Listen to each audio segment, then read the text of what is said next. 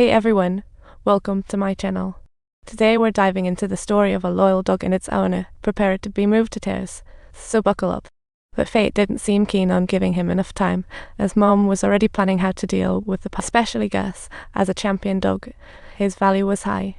Dad's sudden death cancelled furniture orders, leaving them to face penalties. Selling sled dogs was their only recourse and sole way to save the farm. Subtitle, however, Will firmly objected, as this held significant importance for you.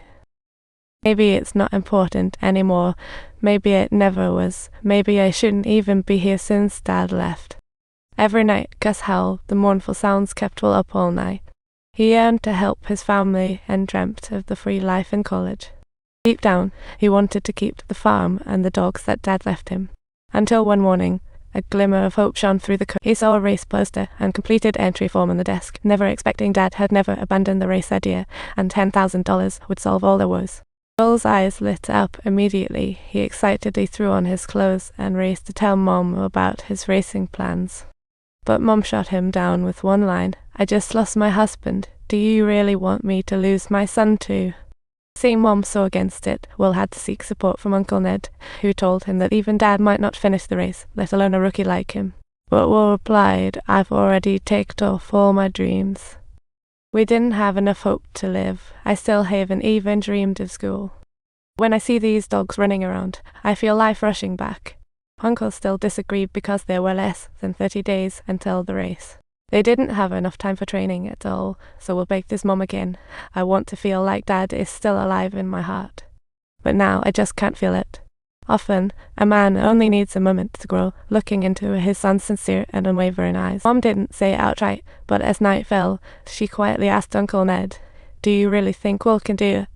Still asleep, Will was scooped up by his uncle and tossed outside into the icy cold, mocking the start of training. To race, you must endure the cold. Watching her son shivering outside, Mom felt a pang of sympathy, but resolutely turned away. Because the road ahead would be far tougher, Will, unable to hold out in the cold, had to snuggle up with the dogs for a warm good night. To his surprise, before dawn the next day, Uncle woke him up, days before the race. He'll sleep just 5 hours nightly. In the days that followed, Uncle Ned put Will through a series of extreme training. That's right, he had to sacrifice sleep to stay ahead in the competition. So he had to whip himself into shape in just a month, with a rock-solid will and unbreakable patience, all while learning to embrace the night. He had to sprint under the moonlight, and most importantly, he couldn't trust anyone in this race except for his dogs. Thankfully, like a lightning bolt, and after a moment of reflection at Dad's grave, Will boarded the train with his sled and the dogs. Yet Mom couldn't help but nag him endlessly. Though $10,000 was a lot, she just wanted her son to come back safe. Uncle Ned kept it short, giving Will a whistle that could play Dad's tune, which would surely come in handy for signaling the rebellious Gus. Will, who had never been away from home, suddenly felt scared and hoped Uncle would join him.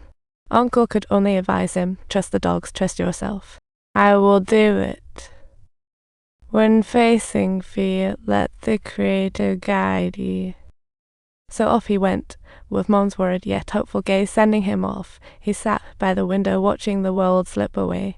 An inexplicable loneliness suddenly swept over him, yet he began to realize that every goodbye in life is a part of growing up. With his heart racing and filled with mixed emotions, he set off to explore the unknown and chase a future full of possibilities. 3 days later, Will and the pups arrived. Stepping into the venue, he was stunned by the opulent hall. At that moment, the host introduced contestants, all world champions from Norway, Iceland, and the US.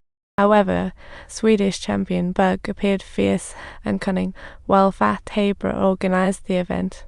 They began discussing tomorrow's race. Competitors start from Winnipeg, and the first to St. Paul Park wins, covering 846 km.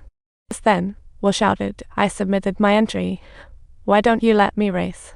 Haber asked him why he wanted to race, and Will's response made everyone burst into laughter. Each contestant was strong, experienced, and backed by big companies, while he was just a poor kid who popped up out of nowhere. Naturally, that made everyone uneasy.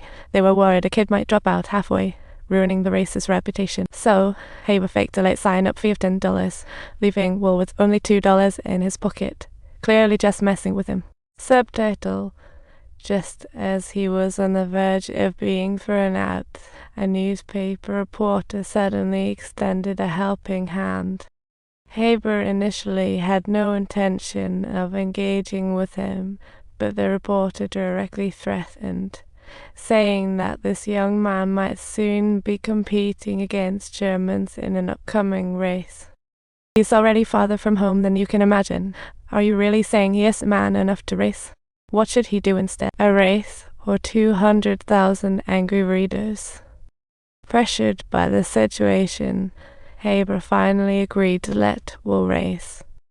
However, the reporter's seemingly righteous intervention was driven by self-interest because he saw the headline potential in Wool's story.